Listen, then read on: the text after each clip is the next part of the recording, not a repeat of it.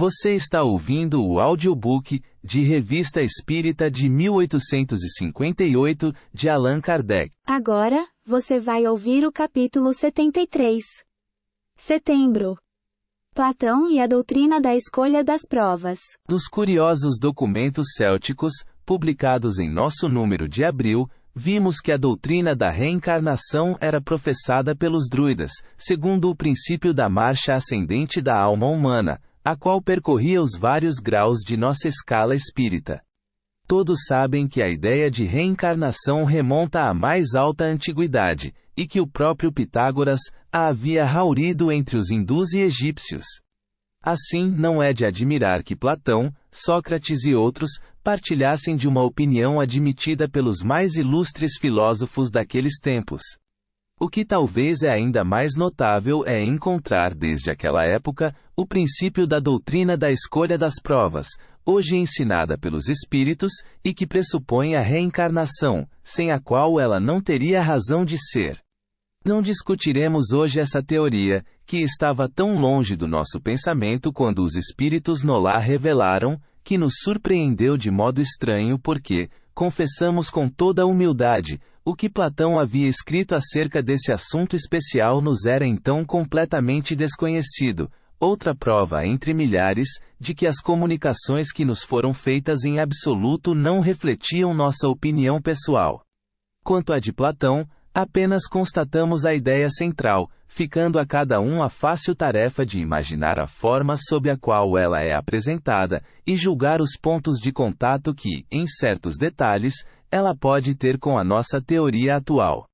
Em sua alegoria do fuso da necessidade, ele imagina um diálogo entre Sócrates e Glauco, e atribui ao primeiro o discurso que se segue, sobre as revelações de E.R., o armênio, personagem fictício, segundo todas as probabilidades, embora alguns o tomem por Zoroastro. Compreende-se facilmente que a descrição não passa de um quadro imaginado, com o fito de desenvolver a ideia principal. A imortalidade da alma. A sucessão das existências. A escolha das existências, por efeito do livre-arbítrio. Enfim, as consequências felizes ou infelizes da escolha, por vezes imprudente. Todas estas proposições se encontram no Livro dos Espíritos, e confirmam os numerosos fatos citados nesta revista. O relato que vos quero fazer, diz Sócrates a Glauco, é o de um homem de coração, o armênio, originário da Panfilia. Ele tinha sido morto numa batalha. 10 dias depois, quando levavam os cadáveres já desfigurados dos que com ele haviam caído, o dele foi encontrado são e intacto. Transportaram-no para casa, a fim de fazerem os funerais, e no segundo dia, quando estava sobre a fogueira, ele reviveu e contou o que tinha visto na outra vida. Logo que sua alma saiu do corpo, pôs-se a caminho com uma porção de almas, chegando a um lugar maravilhoso, onde se viam na terra 2 aberturas, próximas uma da outra, e no céu 2 outras, correspondentes àquelas. Entre essas 2 regiões, havia juízes assentados. Assim que eles pronunciavam uma sentença, mandavam que os justos tomassem o caminho da direita, por uma das aberturas do céu, depois de lhes haver posto no peito um cartaz com a sentença favorável. E mandavam que os maus tomassem o caminho da esquerda, nos abismos, levando às costas um cartaz semelhante ao primeiro, no qual se achavam escritas todas as suas ações.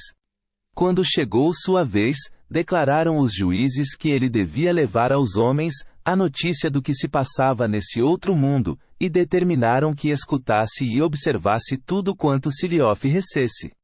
A princípio ele viu que as almas julgadas desapareciam. Umas iam para o céu, outras desciam à terra pelas 2 aberturas correspondentes. Enquanto isso, pela segunda abertura da terra viu saírem almas cobertas de poeira e de imundícies, enquanto que pela outra porta do céu desciam outras almas, puras e sem mácula. Elas pareciam vir todas de uma longa viagem, e paravam prazenteiras num prado, como se estivessem num local de reunião. As conhecidas saudavam-se umas às outras, e pediam informações do que se passara nos lugares de onde vinham. Do céu e da terra. Aqui, entre gemidos e lágrimas, relembravam tudo quanto haviam sofrido ou visto sofrer quando estagiaram na terra. Ali, narravam as alegrias do céu e a felicidade de contemplar as maravilhas divinas.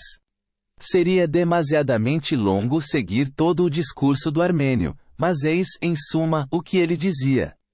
Cada uma das almas era condenada a 10 vezes o sofrimento das injustiças cometidas durante a vida.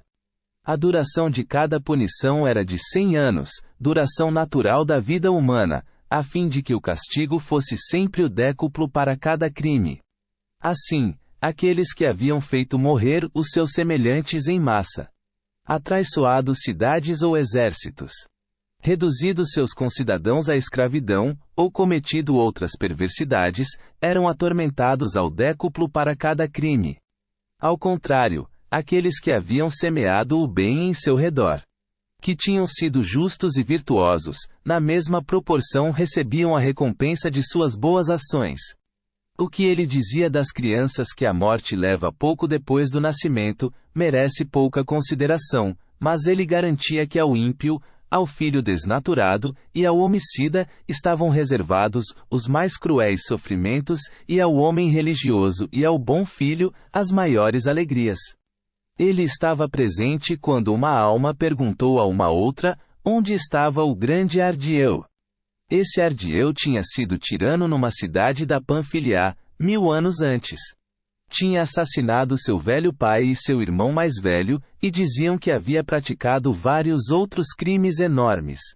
Foi a seguinte a resposta da alma: ele não vem, e jamais virá até aqui. Todos nós fomos testemunhas, a tal respeito, de um espetáculo horrível. Quando estávamos para sair do abismo, depois de havermos cumprido as nossas penas, vimos Ardieu e um grande número de criaturas, a maior parte das quais eram tiranos como ele, ou seres que, em situação particular, haviam cometido grandes crimes. Eles faziam vãos esforços para subir, e todas as vezes que esses culpados, cujos crimes não tinham remédio ou não haviam sido expiados suficientemente, tentavam sair, o abismo os repelia rugindo. Então personagens hediondas, de corpos inflamados, que lá se encontravam, acorriam a esses rugidos. A princípio conduziam a viva força alguns desses criminosos. Quanto a Ardieu e aos outros, amarraram-nos pelos pés, pelas mãos e pela cabeça, e tendo-os derrubado por terra e ferido a pancadas, arrastaram-nos para fora da estrada, através de espinheiros sangrentos, repetindo as sombras à medida que essas passavam. Eis os tiranos e os homicidas. Nós os arrastamos para lançá-los no Tártaro 1. Essa alma acrescentava que entre tantas coisas terríveis, nada lhes causava mais pavor que o mugido do abismo, e que era uma alegria extrema poder sair em silêncio. Tais eram, mais ou menos, os julgamentos das almas, seus castigos e suas recompensas. Após 7 dias de repouso naquele prado, as almas tiveram que partir, no 8º, e puseram-se a caminho. Ao cabo de 4 dias de viagem viram, de uma elevação, uma luz imensa sobre toda a superfície do céu e da terra, reta como uma coluna e semelhante ao arco-íris, porém mais brilhante e mais pura. Bastou-lhes um dia para alcançá-la. Então viram mais ou menos no meio dessa muralha, a extremidade das correntes que a ligam aos céus. É isto que o sustenta. É o envoltório do barco do mundo. É a vasta cintura que o circunda. No topo estava suspenso o fuso da necessidade, em redor do qual se formavam todas as circunferências 2. Em redor do fuso, a distâncias iguais, sentavam-se em tronos as 3 parcas, filhas da necessidade. Laqueses, Lacheses, Cloto, Cloto e Atropos, vestidas de branco e coroadas com uma faixa. Elas cantavam, unindo-se ao concerto das sereias, sirenes. Laqueses, o passado. Cloto o presente e Atropos o futuro. De vez em quando Cloto tocava com a mão direita no exterior do fuso. Com a esquerda Atropos imprimia movimento aos círculos interiores e Laqueses, ora com uma, ora com a outra mão, tocava alternativamente no fuso e nas balanças interiores. Logo que chegavam, as almas tinham que se apresentar a Laqueses. Para começar, um hierofante as colocava em fila, uma atrás da outra. Depois, tomando do colo de Laquesis, as sortes ou números em cuja ordem cada alma deveria ser chamada, bem como as diversas condições humanas que lhes eram oferecidas para escolha, ele subia num estrado, e assim lhes falava. Eis o que diz a Virgem Laquesis, filha da necessidade. Almas passageiras, vós ides começar uma nova carreira e renascer na condição mortal. Não se vos designará o vosso gênio. Vós mesmas o escolhereis. Aquela que a sorte chamar em primeiro lugar escolherá, e sua escolha será irrevogável. A virtude a ninguém pertence.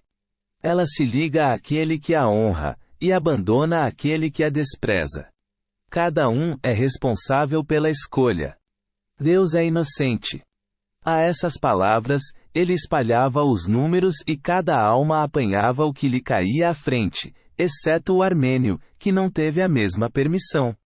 Em seguida, o hierofante apresentou-lhes todos os gêneros de vida, em número bem maior do que o das almas ali reunidas.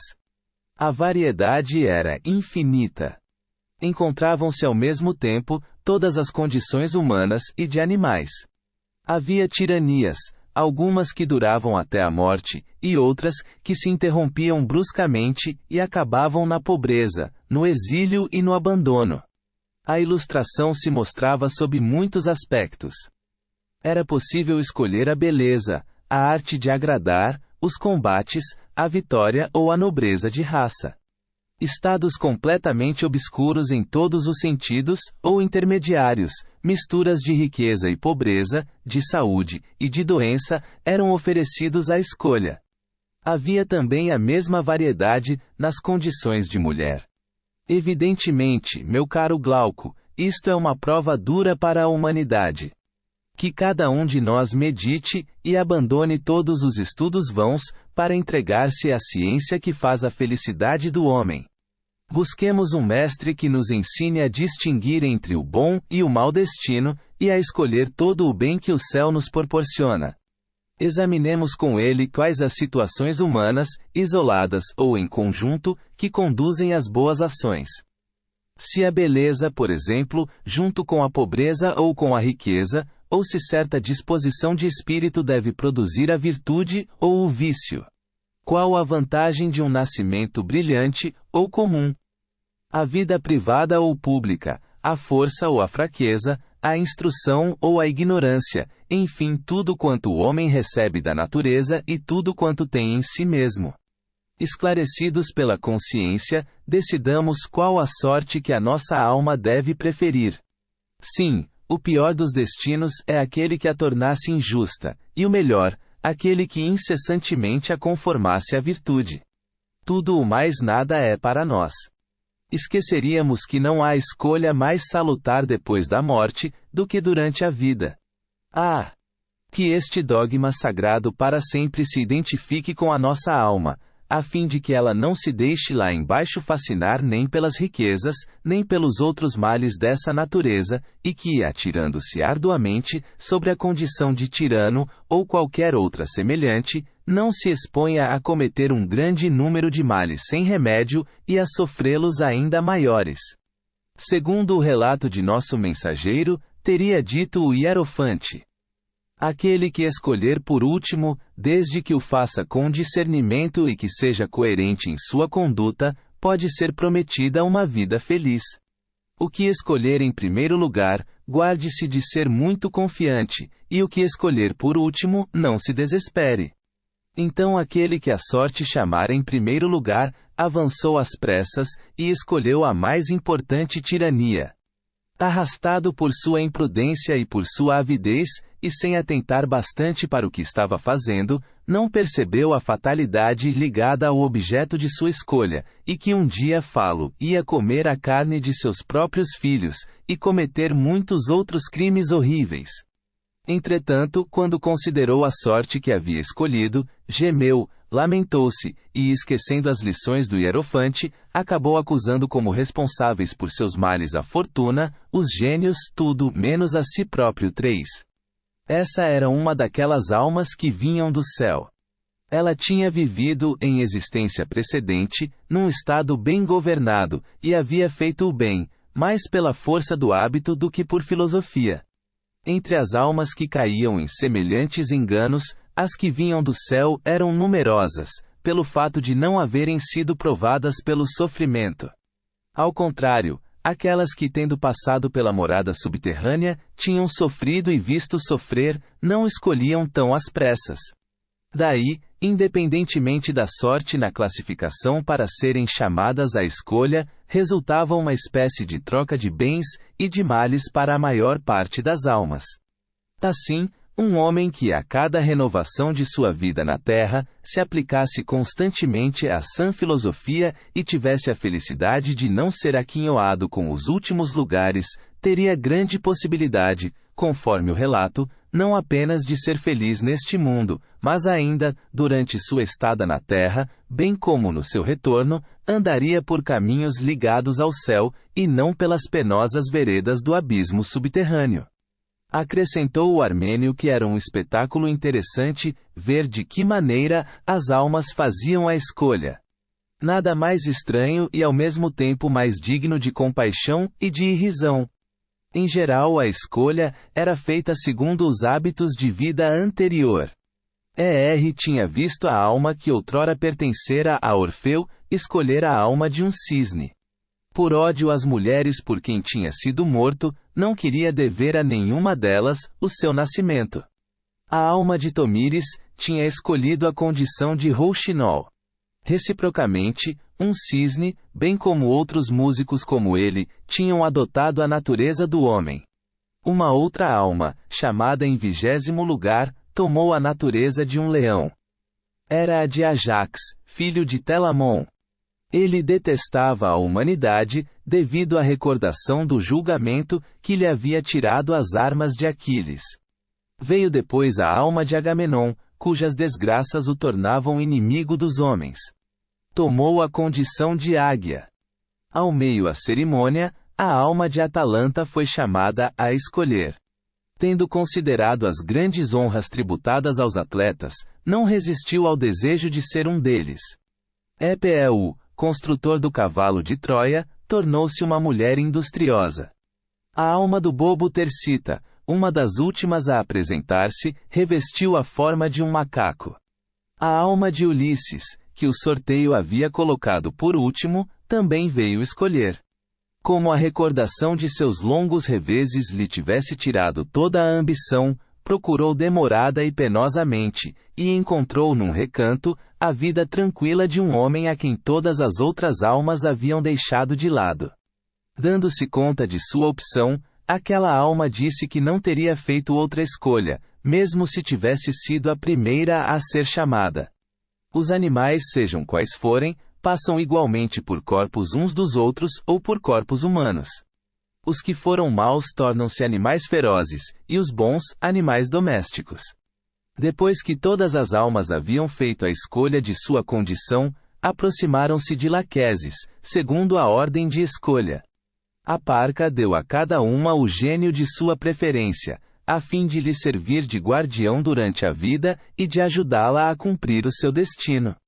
Para começar, esse gênio as conduzia a Cloto que, com a mão e com um giro do fuso, confirmava o destino escolhido.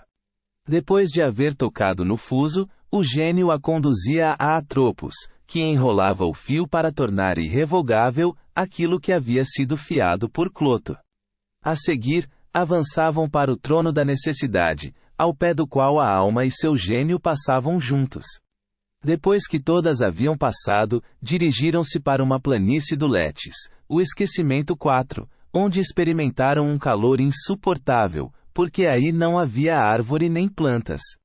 Caindo a tarde, passaram a noite junto ao rio Amelis, ausência dos pensamentos sérios, cujas águas que todos eram obrigados a beber, não podiam ser contidas em nenhum vaso. Os imprudentes bebiam demais, por isso perdiam completamente a memória. Em seguida adormeciam, mas lá pela meia-noite ouviu-se um grande trovão e um tremor de terra.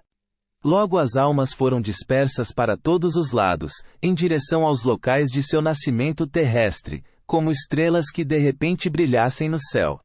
Quanto a si, dizia tinha sido impedido de beber da água do rio. Entretanto não sabia onde, nem quando sua alma se havia religado ao seu corpo. Pela manhã, no entanto, tendo aberto os olhos de repente, percebeu que estava deitado sobre a fogueira. Tal é o mito, caro Glauco, que a tradição conservou até hoje. Ele pode preservar-nos de nossa perda. Se lhe dermos fé, passaremos alegremente o Letes, e manteremos nossa alma purificada de toda mancha. 1. Segundo a mitologia pagã, Erebo era um lugar no centro da terra onde ficavam as almas dos mortos. Estava dividido em duas partes. Os Elícios para os justos e o Tártaro para os pecadores. Erebo também é o nome do filho de Caos e de Noite, transformado em rio do inferno, por haver ajudado os gigantes na guerra contra Júpiter, enquanto que Abseu, filho do Tártaro e da Terra, foi um daqueles gigantes que, com os titãs, tentaram escalar o céu, tendo sido precipitado por Júpiter no inferno. N. Do T. 2. São as diversas esferas dos planetas ou diversos andares do céu, girando ao redor da Terra, fixada no eixo daquele fuso, v. Casim. Obis. 2 pontos. Esta nota é de Victor Casim, filósofo francês, 1792 a 1867, chefe da escola eclética racionalista e tradutor das obras de Platão. N. Do T. 3. Os antigos não emprestavam ao vocábulo tirano o sentido que hoje lhe damos. Esse nome era dado a todos aqueles que se apoderavam do poder soberano, quaisquer que fossem as suas ações, boas ou más. A história cita tiranos que fizeram o bem. Entretanto, como na maioria dos casos acontece que, ou para satisfazer a ambição, ou para se manter no poder, o fizessem através de crimes, mais tarde o vocábulo tornou-se sinônimo de cruel, e se aplica a todo indivíduo que abusa de sua autoridade. Escolhendo e mais importante tirania, a alma de que fala não tinha buscado a crueldade, mas apenas o mais largo poder, como condição de sua nova existência. Quando sua escolha se tornou irrevogável, percebeu que esse mesmo poder arrastá-la ia ao crime, e lamentou tê-la feito, por isso acusando a todos, menos a si mesma. É a história da maioria dos homens que são artífices de sua própria desgraça, mas que se recusam a confessá-lo. 4. Alusão ao esquecimento que sucede à passagem de uma existência à outra. Ponto.